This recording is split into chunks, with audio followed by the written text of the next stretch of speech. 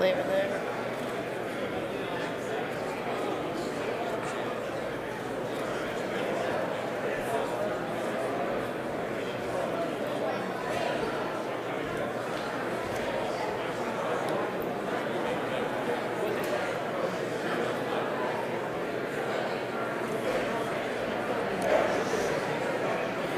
Pursuant to Section 13 of Article 5 of the Indiana Constitution, the Indiana General Assembly is convened for the purpose of hearing a message from the Governor.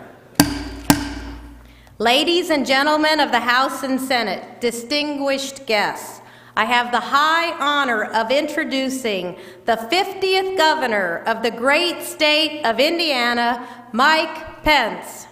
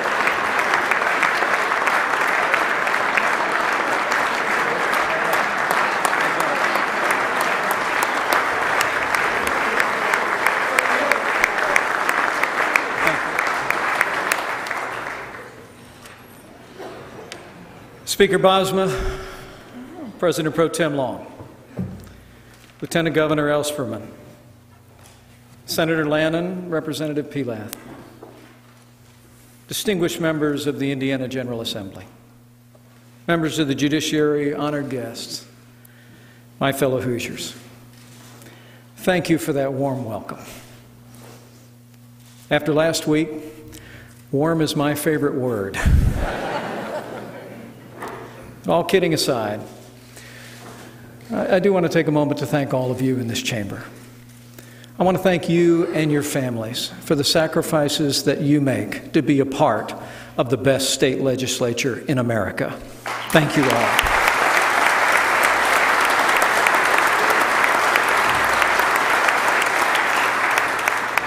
One year ago today, we started on a journey together. I've learned a great deal traveling all over our state over this past year, being with Hoosiers in good times and in bad.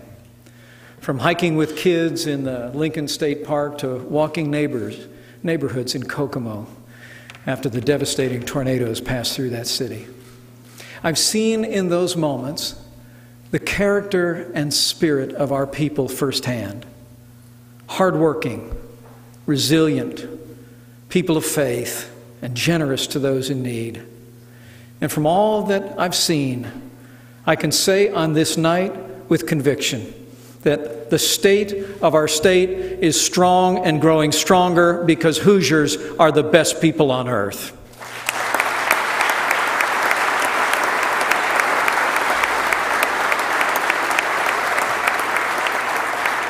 We have good government because we serve a great people. And nowhere was that more obvious than during last week's Arctic storm. There was heartbreak, of course, but it would have been a lot worse were it not for the efforts of our first responders, who, without regard to their health and safety, rescued countless Hoosiers, our highway crews, our utility workers, churches and charities who opened their doors to shelter those in need.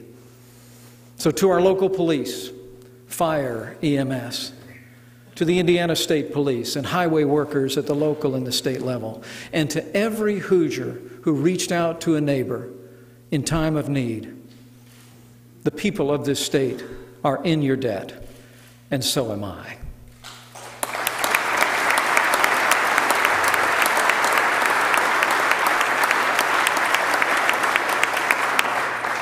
And allow me to offer special appreciation tonight to one group that came alongside Hoosiers during that Arctic storm. Our citizen soldiers, who on short notice deployed in what were known as highway assistance teams. They worked with local first responders as well as our Indiana State Police. They rescued stranded motorists. They transported people to hospitals. They assisted local first responders in the midst of the storm. We're joined here tonight by several of those heroes who were part of those highway assistance teams. Sergeant First Class Maliki Dowdle from the 38th Infantry, Staff Sergeant Nick Lias of the 113th Operations Squadron, and Sergeant Mark Mueller of the 2nd 150th Field Artillery. Thank you for your service abroad and at home. Every Hoosier is proud of our Indiana National Guard.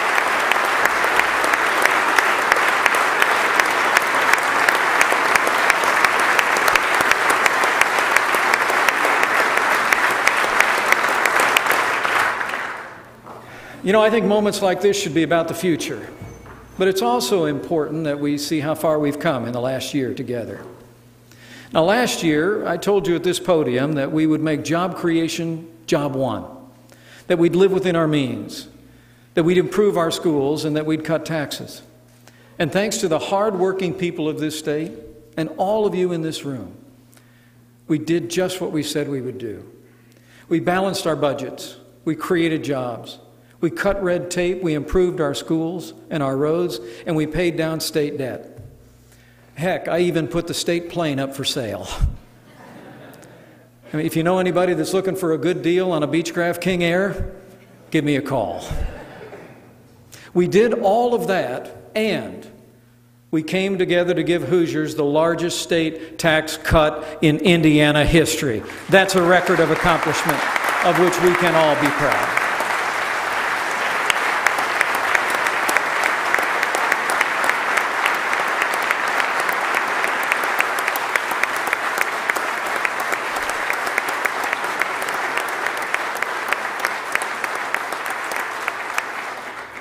The result? Indiana's become a national leader in job growth.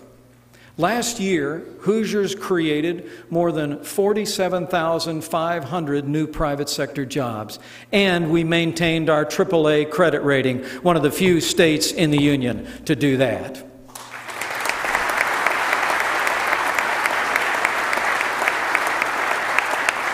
And in November, 1 out of 8 jobs created in the United States of America was created by businesses right here in Indiana. That is an extraordinary accomplishment for our people. Unemployment was 8.6% when I stood here last year. And while it's still too high today, at 7.3%, unemployment in Indiana now is at a 5-year low. And since 2009, Indiana has the 5th fastest private sector job growth in the United States of America. Indiana's on the move because of the people of Indiana. And let me say, most encouraging to this dad, Indiana's 4th and 8th graders recently showed the second best improvement in America in math and reading scores, and fourth grade reading proficiency is at an all-time high. That's an accomplishment we can all be proud of.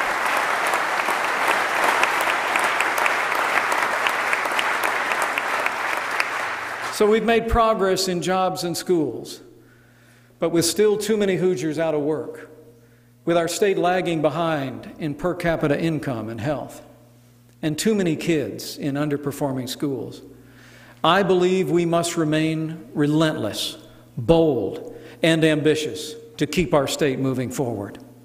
That's why last month I traveled throughout the state, from Fort Wayne to our old state capital in Corridor, and outlined my agenda for 2014. And in the time we have remaining, I want to share a few highlights with all of you tonight. First, we all recognize that low taxes are essential to attracting the kind of investment that will create good-paying jobs. And even with our recent progress, I believe that one significant impediment to business investment remains. It's called the business personal property tax. Now, this tax is especially damaging because it's harder for Hoosier businesses to grow because it ultimately directly taxes investments that they make in equipment. Now, let me say emphatically, taxing equipment and technology in a state that leads the nation in making and creating things just doesn't make sense. And it looks like our neighboring states have figured it out. Ohio and Illinois don't have a business personal property tax, and Michigan lawmakers just voted to phase theirs out. To make Indiana more competitive, I want to urge all the members of both chambers. Let's work together to find a responsible way to phase out the business personal property tax. But one word of caution. As we work through this process, let's make sure we do it in a way that protects our local governments and doesn't shift the burden of this business tax onto the backs of hardworking Hoosiers.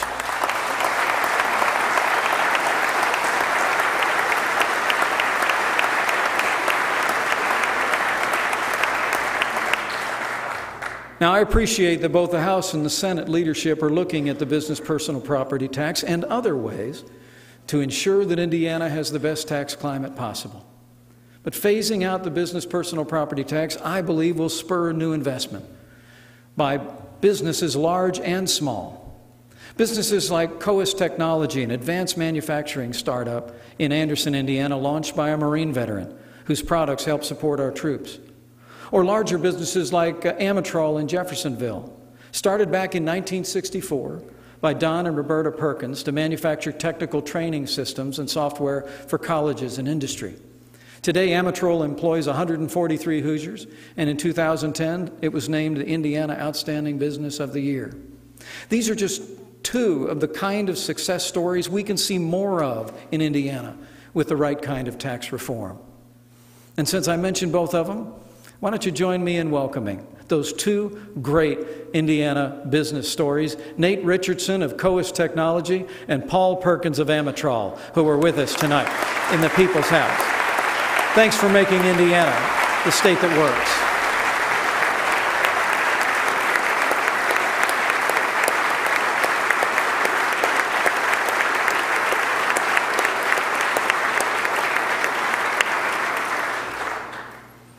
But we have to do more than just improve our tax code to get this economy moving again. Because roads mean jobs, we need to release $400 million for the next era of highway expansion and put Hoosiers back to work, keeping us as the crossroads of America.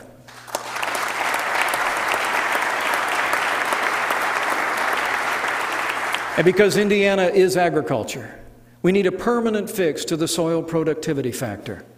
And because Indiana's regional cities are vital to our state's economic development, we need to encourage public and private investment to improve the quality of life in our cities. That's the Indiana way to a growing future, in the city and on the farm. And that way also means standing up to Washington, D.C. from time to time. Now, most Hoosiers didn't like Washington intruding on our health care long before it became a reality.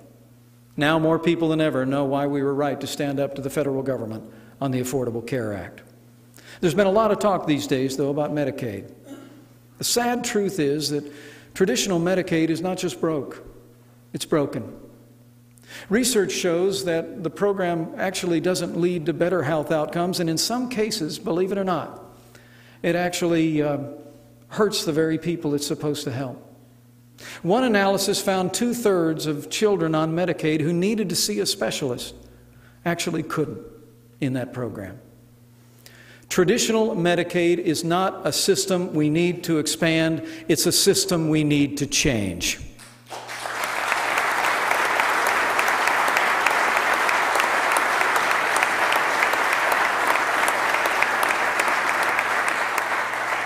And I believe the Healthy Indiana Plan is a great place to start. The Healthy Indiana Plan is a consumer-driven health care plan that moves people from emergency rooms to primary care and encourages low-income Hoosiers to take more ownership of their own health care decisions. But let me be clear on this point. We will continue to work in good faith with federal officials to expand access to the Healthy Indiana Plan in our state.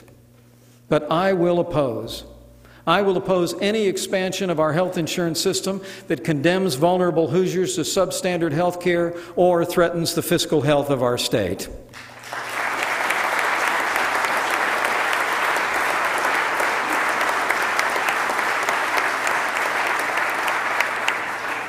Of course, the most important aspect for achieving Indiana's long-term success is all about our kids. It's about our schools. If we can't succeed in the classroom, we won't succeed in the marketplace. The great news is, to all those gathered here and my fellow Hoosiers looking on, Indiana schools are succeeding.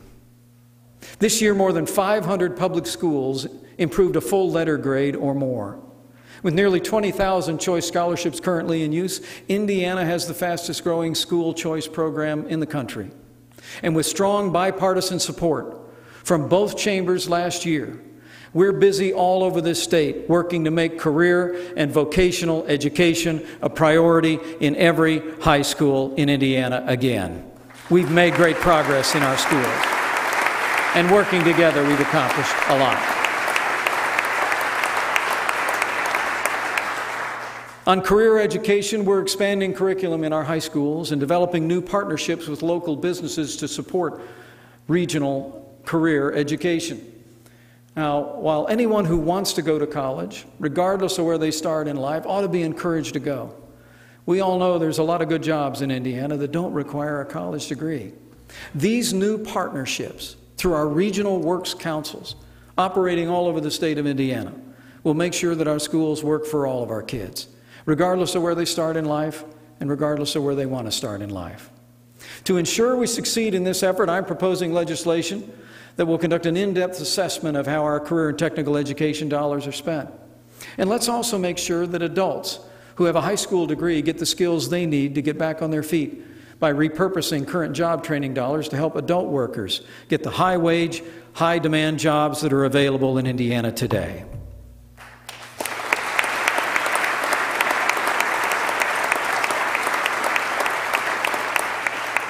You know, Hoosiers have high expectations when it comes to our schools. That's why Indiana decided to take a time out on national education standards. When it comes to setting standards for our schools, let me be clear. Indiana's standards will be uncommonly high, and they will be written by Hoosiers, for Hoosiers, and be among the best in the nation.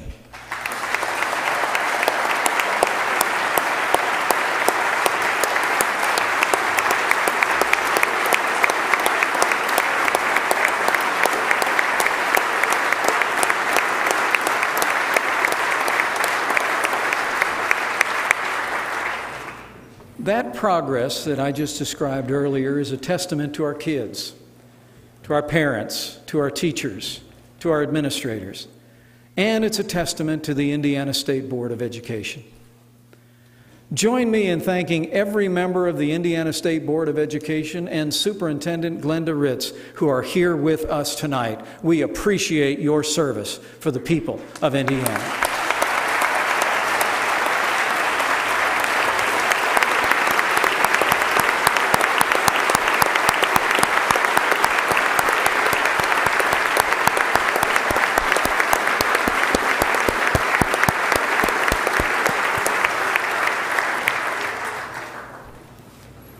You know, I've always said there's nothing that ails education in Indiana that can't be fixed by giving parents more choices and teachers more freedom to teach. To continue to give parents more choices, I believe we can start in the area of early childhood development. Because every child deserves to start school ready to learn, I believe the time has come for a voluntary pre-K program to help Indiana's disadvantaged kids.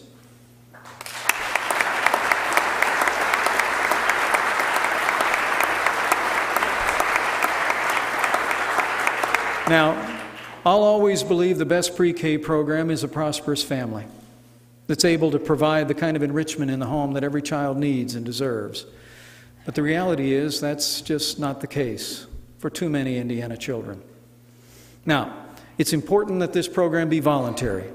It's important that this program be available in the form of a voucher as well.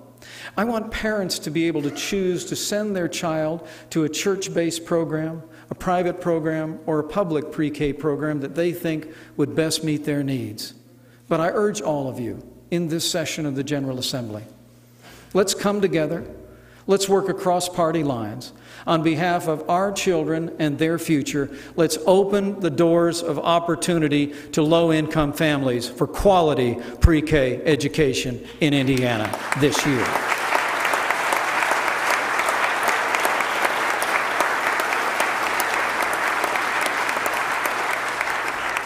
Another way to give parents more choices is to expand the availability of public charter schools. Even though they're charter schools, charters operate actually with several disadvantages.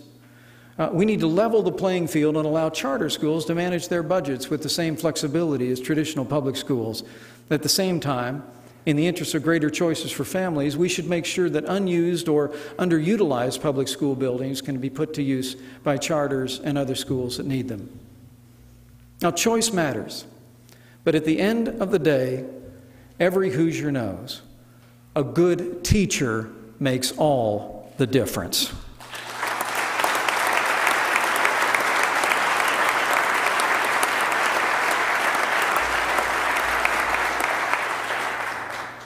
You know, we can all think of a teacher who changed our lives, someone who's on our mind right now, someone who saw more in us than we saw in ourselves. I think of Sister Rachel. I think of Mrs. Fisher and others who touched my life. But too often we don't invest enough in our teachers and allow them to lead as reformers. After all, they've dedicated their lives to education.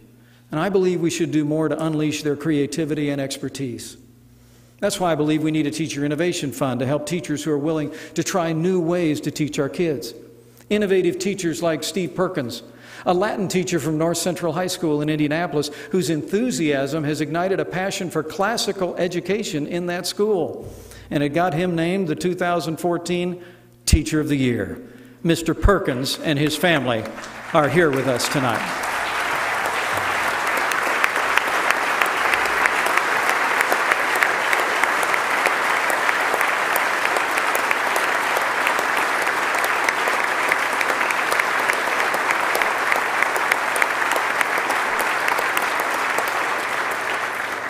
And with all the talk about parental choice, I believe teachers deserve more choices too. I think that any public school teacher who feels called to serve in a low-performing school should have some of their compensation protected if they're willing to make that move. Let's let our teachers follow their hearts and go where they think they can make the most difference. Now, on the subject of marriage, I know we're in the midst of a debate over whether Indiana should join some 30 other states that have enshrined the definition of marriage in our state constitution. Each of us has our own perspective on this matter.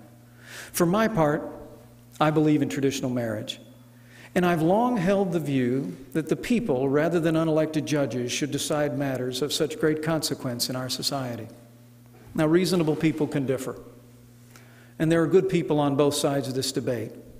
So let me say from my heart, no one on either side of this debate deserves to be disparaged or maligned because of who they are or what they believe.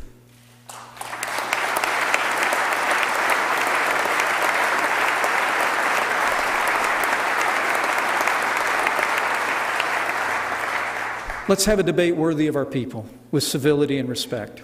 Let's protect the rights of Hoosier employers to hire who they want and provide them with the benefits that they deserve. And then let's resolve this issue this year, once and for all.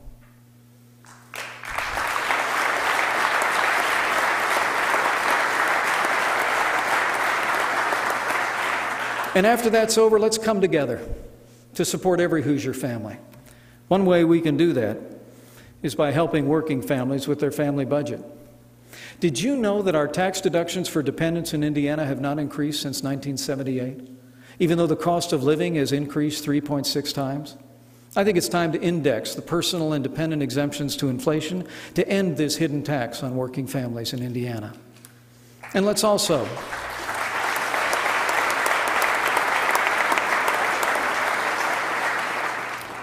remember that families come together in many different ways, like the family of Karen Sauer. Karen's a single mom who felt called to become a parent by adoption.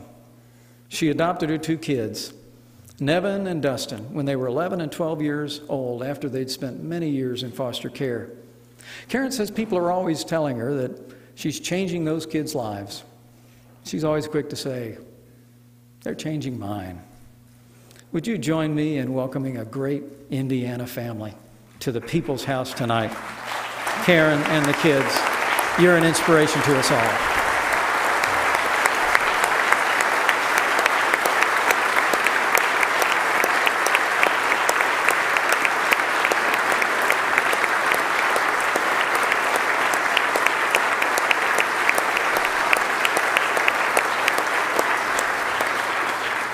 Adoption is a beautiful way for families to come together forever, and we can better support families like Karen's by expanding and improving adoption in Indiana.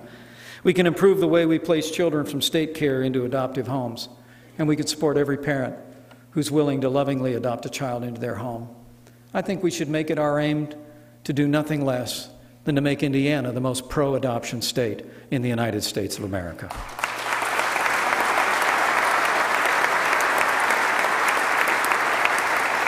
So, Indiana is strong and growing stronger every day, but we still have work to do.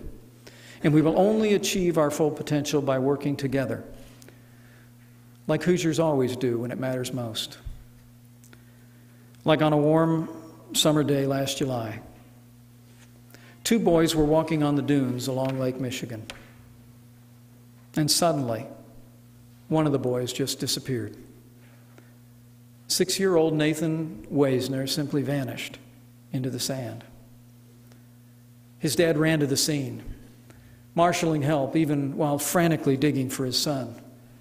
Michigan City police and fire raced to the dunes and were joined by beachgoers who were using their bare hands and shovels to dig at the sand.